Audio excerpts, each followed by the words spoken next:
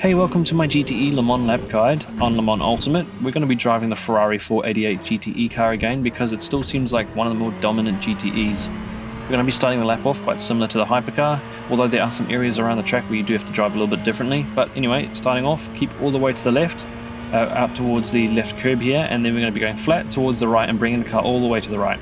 Now, as soon as the track is straight, that is when we're going to start braking. So braking parallel to that white line, braking hard in a straight line all the way to the right. Then we're going to start trailing the brake in towards the left. Do not carry too much speed in because you'll get a snap of oversteer, and try bring it all the way to the inside here, as I've pointed out on screen. Little burst on throttle mid chicane, and then the same thing on the exit. Now we have to be very careful with our throttle and steering balance on the exit. It's very easy to get a snap of oversteer, and just ease the throttle on and bring the car all the way to the left. Now here we don't want to step all four wheels outside of the curb because that's when we get an invalidation. So keeping at least two wheels on the curb there on the right. And then now we turn all the way to the right, and similar thing here, we're going to wait until the track is dead straight, and then we're going to start braking about a car length after the track's dead straight, and then keeping the car to the right, trailing in towards the left. I brake a little bit too early here. You don't really want to get up on the curb because it kind of pushes you out, so try to get as close to the curb as you can, but not quite on it. Here you can drop a wheel just on the inside curb here. It helps shorten and straighten your line up so you don't get pushed too wide, because if you go too far around it, you end up on the grass on the left, and you don't want to be there. Here, there's that little dip on the curb, as I pointed out, as the braking reference here. We're going to be braking about a car length after that, and here we don't want to brake too hard for too long. We really just want to carry our speed in and cut right over this inside curb here. I didn't quite get this right here. I could have definitely cut it a bit more, and then I could have carried more speed out onto the exit as well. Here you just want to make sure all four wheels, or at least two wheels, are still on the curb, same as before. You don't want to step all four wheels outside the curb, or your lap becomes invalid. I definitely could have gotten myself another tenth and a bit through there. As you can see on my delta, I've lost a little bit of time through there. So you can carry a lot of speed through there, but just be aware that the track limits can be pretty tight. Now, down towards the first chicane along the Mulsanne straight, we're going to stick our car just over the white line a little bit towards the left, and then there'll be that yellow mark on the fence. We can brake maybe half a car length to our car length after this yellow mark, braking hard all the way to the left, trailing towards the inside. Then, similar to the hypercar, we can cut over this inside curb. But I think that we can cut actually a little bit more than the hypercar across this curb.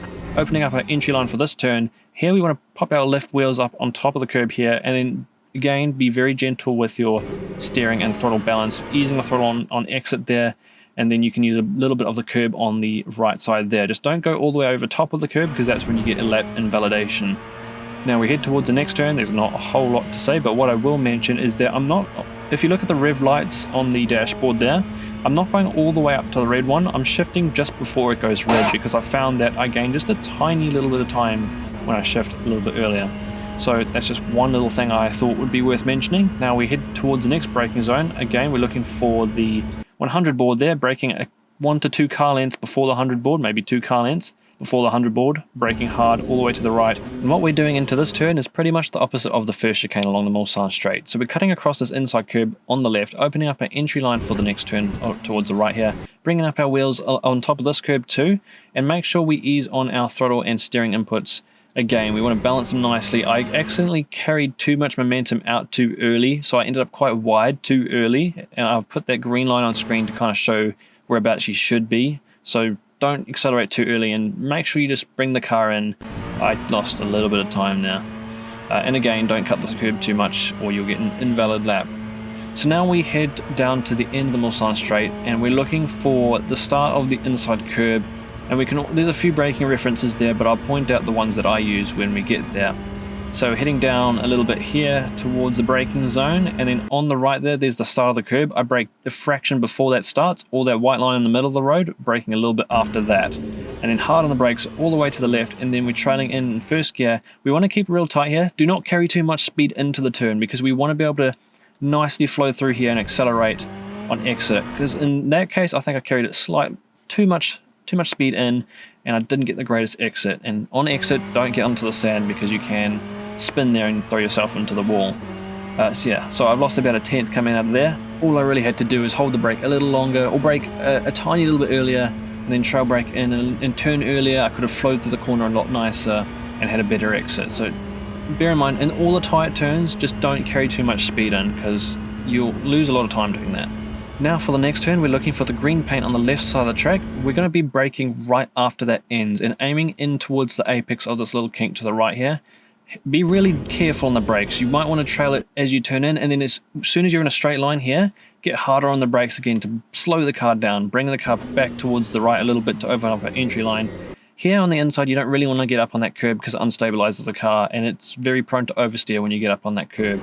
So try to get very near to it, but not onto it. On exit, you can clip the sand, but don't get too much onto it because, as always, there's problems when you run into the sand. And then back towards the left, we're looking for that second or that final Goodyear sign there. We're braking a car length or two before that Goodyear sign, hard in a straight line. But we do want to trail the brake in as we get closer to the apex. And we can nibble on the inside curb here. Be careful, it can hop you up a little bit and throw you into some oversteer. And again, don't carry too much speed in because it can also throw you into oversteer. On exit, carry your speed out, but don't clip that wall. There's that little piece of wall right there that sticks out. So just be aware of that. Again, I didn't get the greatest exit. I might have carried a little bit too much speed in and ended up losing a little bit of time coming out of there. Now, towards the next few turns, we're going to be going really high speed and trying to trust the downforce. So we're going to bring the car back towards the left, looking for some more green paint on the outside of the track. Unlike the hypercar, we're not going to be braking at the end of this green strip. We're going to be braking halfway along this green strip. And we don't want to brake too hard for too long, using the downforce and bringing the car towards the inside. Try not get up onto the inside curb because it can kind of push you offline. Get very close to the curb though, and then be patient, let the car come back towards the right.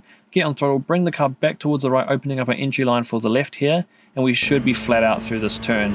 Bear in mind, on heavier fuel, your car won't be as nimble or agile. Here, we just want to have a bit of a lift. Bring your car all the way towards the right near the wall, and then have a bit of a lift as you turn in, bring the car towards the middle of the track. Then we have the oversport on the left and the white line on the right. We're going to be braking about a car length or two after that. Not braking too hard for too long. Again, using the downforce, waiting for the front to bite up, bringing the car back towards the right. And then, make sure you open up your entry line again, bringing your car towards the right. And we're looking for that oversport on the right.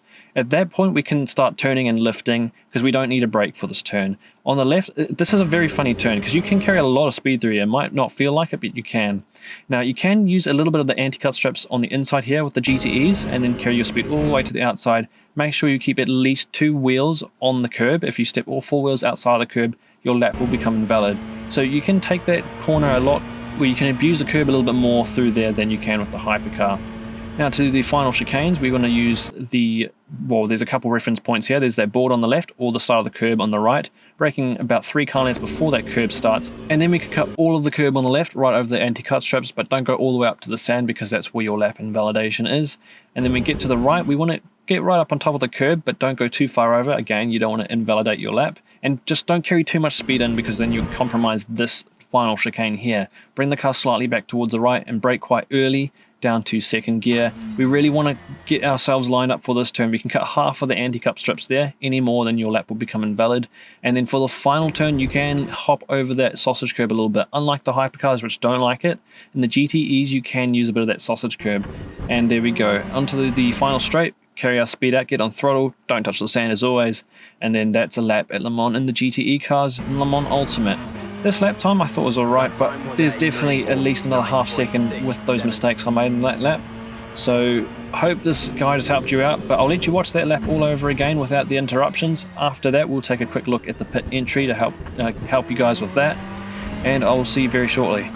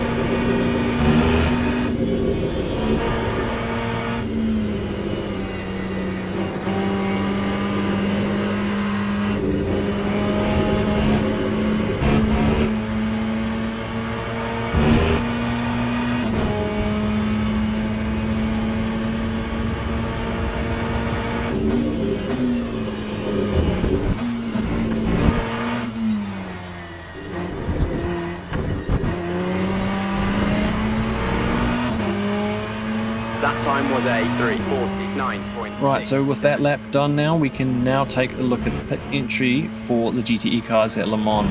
So unlike the hypercar, you can brake a little bit later going into the pit entry. We're going to be looking for where the curb starts on the left, or more so that little pointed line where the lines meet, that tight point there. We're going to start braking half a car length before that, hard on the brakes down to first gear. Now here's where you want to be careful. You want to stay fully within the white lines. I've noticed that if you put too much wheel over the curbs, you get a cut warning, so stay fully within the white lines there. For the final braking zone, brake about a car length or two before the L in Le Mans there on the left. Brake hard down to first gear, 60 k's at the line.